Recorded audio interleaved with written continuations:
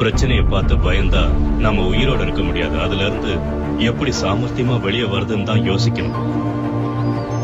சமயத்துல இறந்து போனவங்க திரும்பி வருவாங்க. அதுக்கு நம்ம 2 பேருமே ஒரு நல்ல உதாரணம். ஏதோ செத்து பொழிச்சவன் மறுபடியும் சாகவே மாட்டான்னு சொல்ல முடியாது. இன்னைக்கு செத்த நாளைக்கு நமக்கு பால். செத்து போகிறதுக்கு முன்னாடி இந்த உலகத்துக்கு ஏதாவது செஞ்சாகணும். எந்த மாதிரி நிலைமையில வாழ்ந்துகிட்டு இருக்கோம் இதுல இருந்தே தெரியுது. இந்த உலகம் ஒவ்வொரு நாளும் ஒவ்வொரு மாற்றத்தை அடையுது. உலகம் என்னவோ அப்படியே தான் இருக்கு. ஆனா வாழற காலம் குறைஞ்சிடுச்சு.